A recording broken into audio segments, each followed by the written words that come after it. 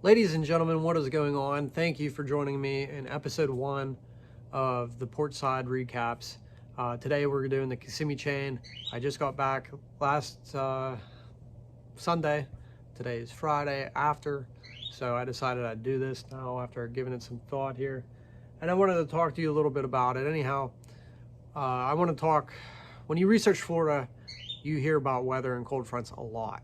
Like, that's a primary thing down there, and it is. And up to leading in the tournament, Florida saw a really bad cold front. The water was really cold even to the touch, even though the depth finders were saying anywhere from 60 to 67 degrees. It was really, really cold to the touch. The fish were cold. So it was taking a little while to warm up. The Tuesday before, a warming trend hit, and we were getting overnights in the low 60s, upper 50s, into the upper 70s and 80s throughout the day. So it was trending right, but it just wasn't enough to get the fish up and in a targetable position. Some guys did find them offshore, and I think the tournament ended up getting one shallow by the sounds of it, but it wasn't the shallow bite wasn't really playing for me during the tournament. Anyhow, I left the Tuesday before the tournament, like I said in a previous video, that I was just going to show up and fish from my gut. And that's what I did this tournament. I took my family with me, and we drove down. We left Tuesday night. We decided to drive all night. They slept. I didn't. It's very difficult for me to sleep in a vehicle, so I just kept driving. And next time I'm going to get a hotel room. We're going to talk about that in a little bit. So I get down there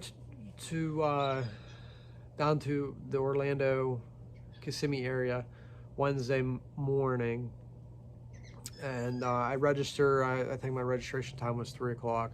Got registered. I got my text from Bass with my boater information and the boat number information. Later that evening, I contacted him, and he flat out said that he wasn't getting many bites, but they were quality, and we're going to be punching, and we're going to be around a lot of shallow vegetation.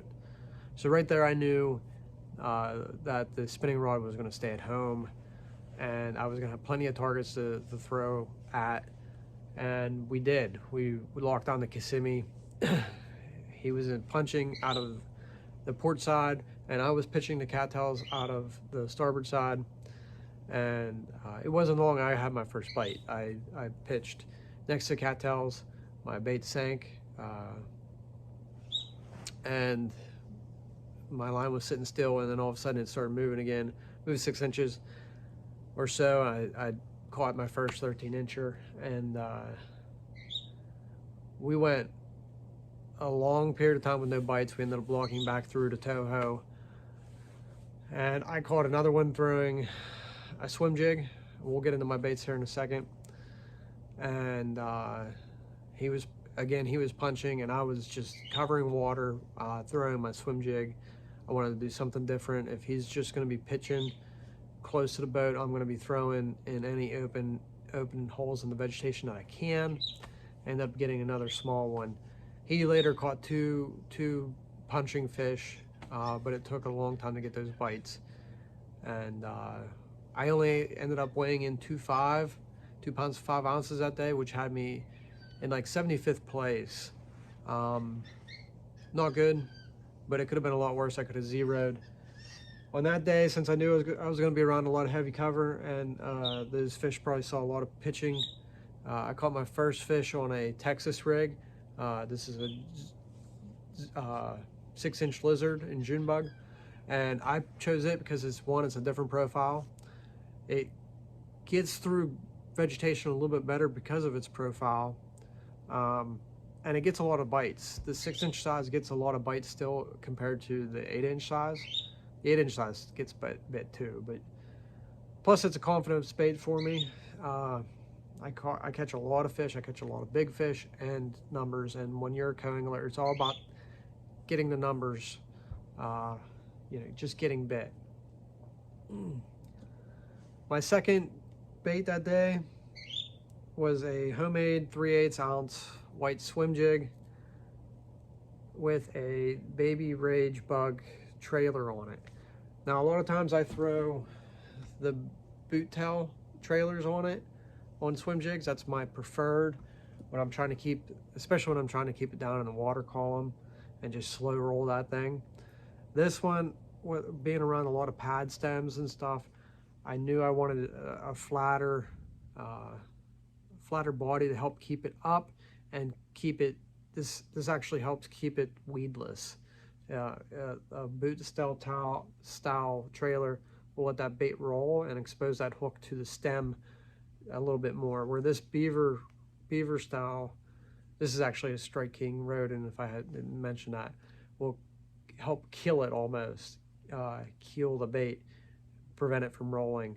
I do this trick around wood too, on chatterbaits. But anyhow, this is still I trimmed the skirt and I put that baby rage tail menace, or not menace, the Strike King rage tail, I forget the name of it, rodent, on it. And this is a more or less a power finesse. Again, I'm just looking for bites. Until I get 3 in a boat, I'm looking for bites. And this is a compact design that does usually get a lot of bites. Unfortunately, that day I only had 2 bites all day. My pro only had 2 bites all day. And like I said, it could have been a lot worse. I could have very easily zeroed both of these days actually, but I didn't. I ended up salvaging them. Day 2, at the end of day 1, I got my information from my day 2 partner, called him, talked to him a little bit. There was a miscommunication there, a slight miscommunication there. I was under the assumption that I was going to be up shallow again, you know, with vegetation all around me. But it wasn't his fault, it was my fault. I didn't ask the right questions, I guess. But day 2, I was primarily offshore. We were around offshore hydrilla, deeper stuff. I thought we were going to be shallower, in like, you know, 3 or 4 foot max, but we were out in 8 to 10 foot, fishing shell beds and hydrilla. Once I saw that, I immediately went to the Carolina rig and just sort of covering water with a Carolina rigged Senko style bait. We didn't catch any fish doing that. But he was committed to the offshore stuff, and he's right. If we would find them, we would have loaded the boat, without a doubt. Day 1 guy had almost 29 pounds, I believe, and he did it doing the exact same thing we were doing. We just didn't find them offshore. I also had a Texas rig tied on with a June bug brush hog. This is another bait I have confidence in, and it's a little thicker. The problem with the lizard is it's a little thin profile, so even if you bury your hook, eventually it works out the back, and then it's not as weedless as this. And when you're a co-angler, it's all about efficiency and making as many pitches as you can. So if I can get my bait in and out easier, that's more fish in my level, hopefully. Anyhow, so I went to the brush hog. It's another confidence bait of mine. This is a full size. This thing also gets a lot of bites despite its size. It'll catch big fish, it'll catch small fish.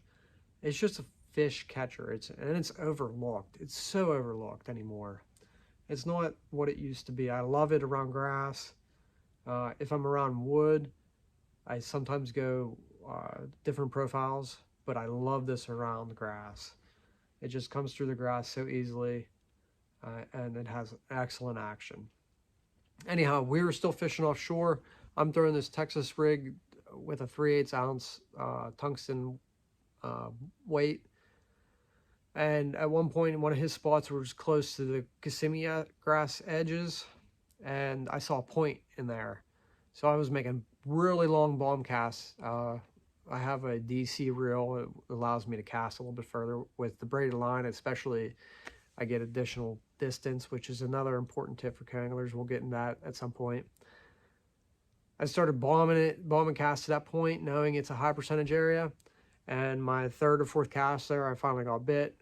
Set the hook, put that one in, 3 pound, 14 ounce largemouth. My only bite of the day. and completely saved my tournament. Joshua McGeary, come on up. Joshua, Mount Pleasant, Pennsylvania. 2 pounds and 5 ounces yesterday for you, Joshua. One more to add to it today. We're at 3 pounds 13 ounces. Another good one if you want to hold that one up. 6'2", your 2-day total. Almost a 4-pounder. Nice fish. Right. We went down to, at that point, my pro got close to the Kissimmee edge, and he ended up catching one.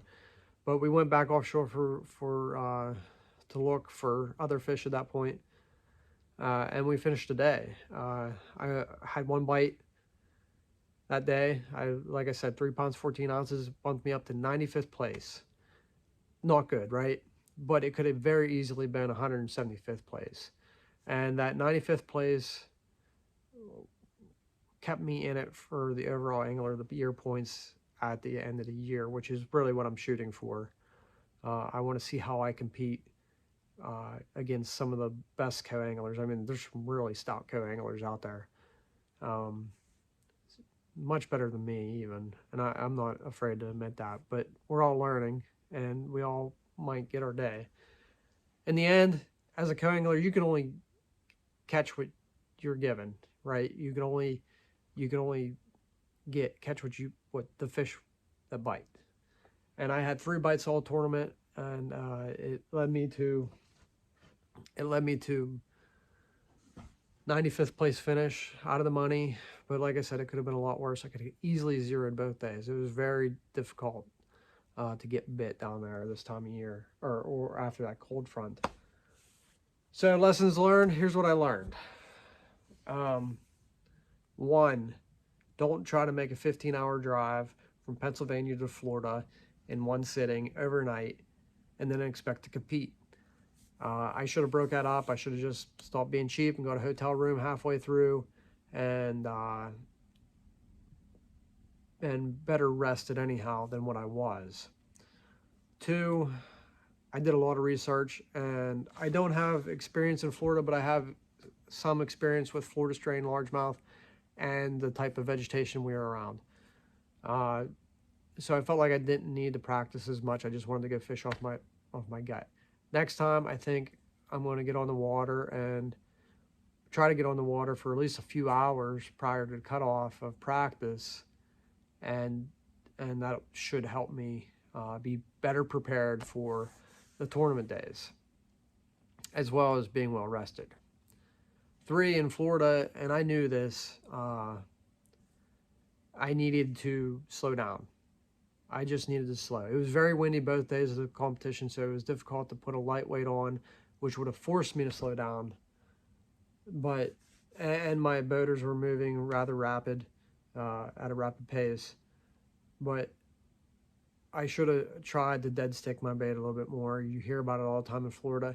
I don't know if that's how the tournament got won or not, but that's how I feel like, that's one of the things that I feel like would have helped me maybe get 1 or 2 additional bites at the end of the day. So that's what I learned. Hopefully you guys will follow me along for the rest of the season. We got 2 months off until the next Open, and then it's a busy month of April where we got 3. So I'll probably do some other stuff in between to try to fill in the dead space there, but join along. You never know what you might learn, and maybe I could learn something from you through discussion that is provoked from these videos. Thanks for watching. I will see you again. Everybody be safe and have a good time.